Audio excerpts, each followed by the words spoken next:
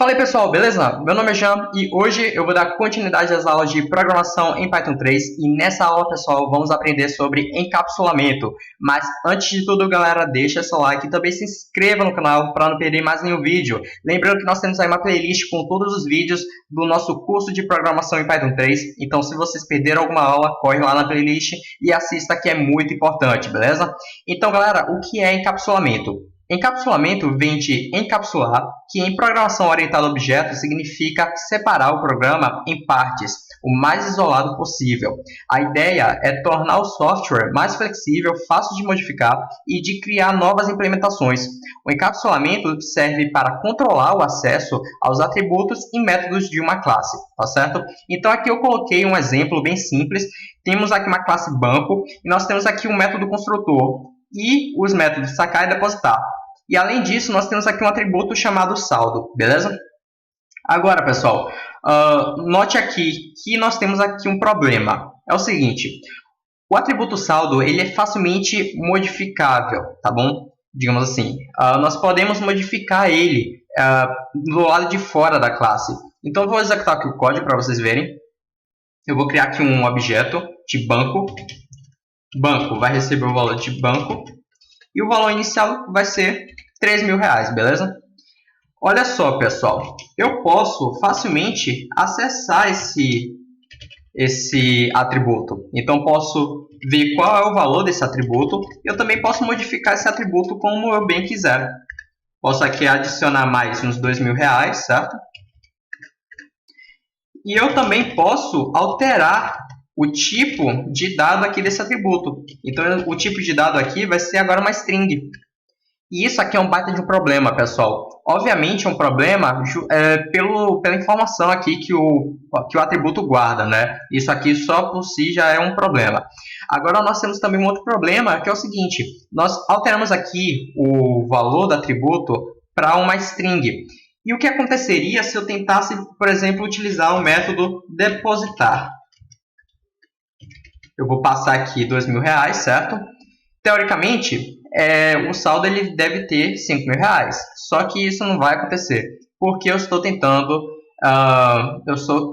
adicionar R$2.000 para uma string, o que não é possível em Python. Então, é esse daqui o problema do código. Esse daqui o perigo de tornar um atributo como público, visível para todas as pessoas que utilizarem a classe, beleza? E como é que nós podemos privar isso? Como é que nós podemos privar esse atributo?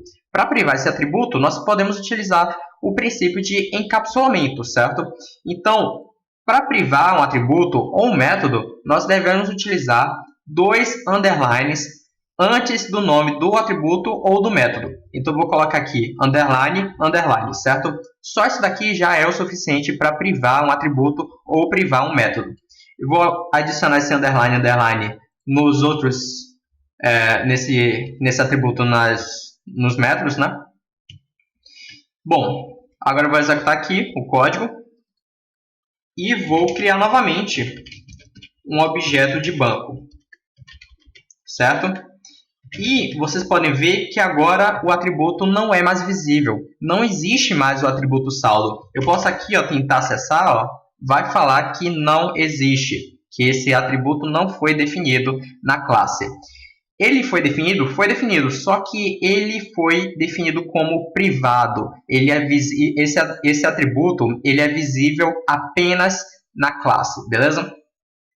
Para a gente acessar esse atributo, agora que ele está privado, nós devemos utilizar um método. Então, vou criar aqui um método chamado obterSaldo. obterSaldo, beleza? E o que esse método vai fazer é retornar o valor do atributo saldo, que foi definido como privado, certo? Para não ter que ficar digitando o tempo todo, eu vou copiar isso aqui. Pronto.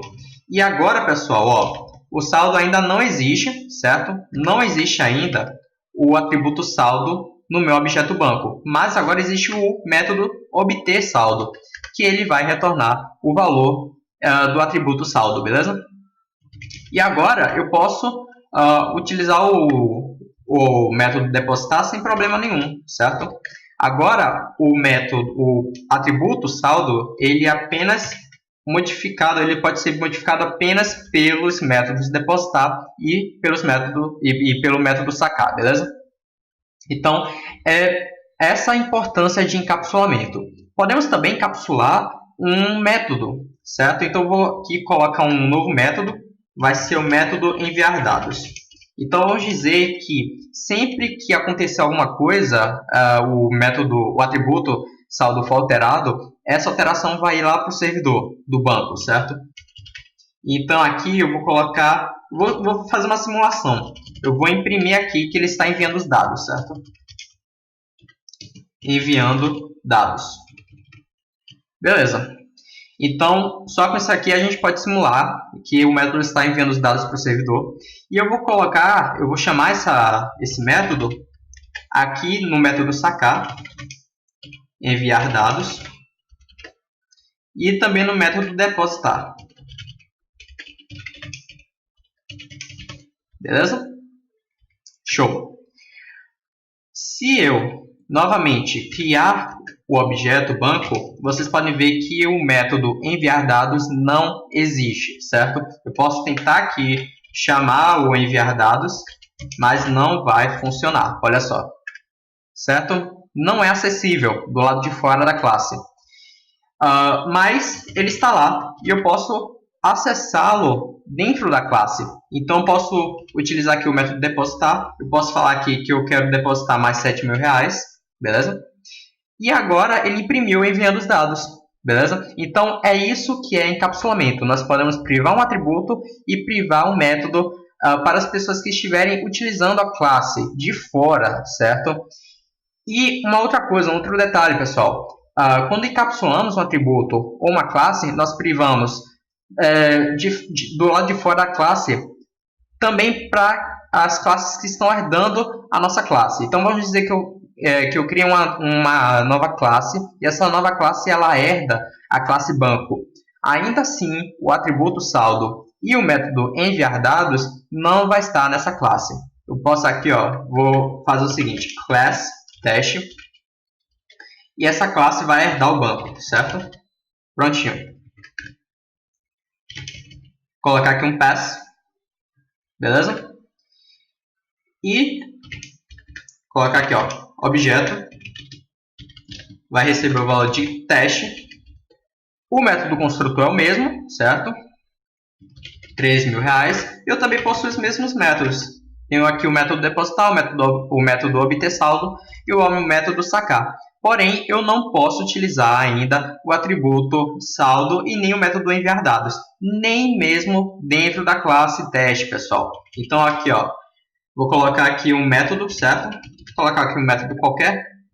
E aqui eu vou tentar chamar o enviar dados. Beleza? Então, pronto. Aqui eu tenho aqui um novo método. E esse método ele vai tentar chamar o método enviar dados da superclasse banco. Bora ver se isso funciona. Olha só, o objeto vai receber o valor de teste,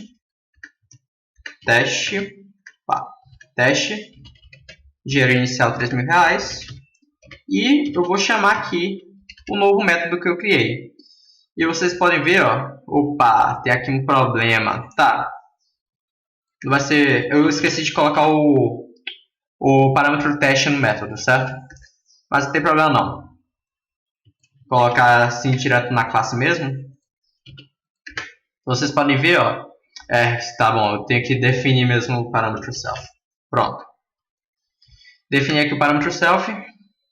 Chamar novamente aqui a classe, né? Criar aqui um novo objeto. E vou chamar agora o método. E vocês podem ver que vai falar que o método enviar dados não foi definido na classe. Então, o método enviar dados ele também não é visível dentro da classe que está herdando a classe banco, beleza? Então, é isso que e é isso para isso que serve o encapsulamento. O encapsulamento ele é muito importante, ele é muito utilizado porque o ideal é ter sempre os atributos encapsulados, é ter sempre os atributos privados e ter apenas como público os métodos que vão ser utilizados realmente por pessoas de fora da classe. Beleza? Então, existe uma ideia de que tudo que for referente ao sistema, digamos assim, a parte mais interna da classe, todo o funcionamento da classe, não deve ser público para os usuários, certo? Apenas o que os usuários devem utilizar mesmo, de fato. Então, por exemplo, enviar dados. A pessoa que estiver utilizando a classe, ela não precisa saber que aqui na classe tem um método que vai enviar os dados para o servidor. Ela só precisa dos métodos sacar e depositar e obter saldo no máximo, beleza? Mas ela não precisa dos métodos enviar dados ou validar dados ou qualquer outro método que seja referente ao sistema, a parte mais interna da classe, certo? Então, é basicamente isso o encapsulamento. Espero que vocês tenham entendido essa aula. Se vocês não entenderam alguma coisa, tiverem alguma dúvida, pode deixar aí nos comentários que eu vou respondê-los, beleza? E eu vejo vocês nos próximos vídeos. Um grande abraço, valeu, falou e tchau!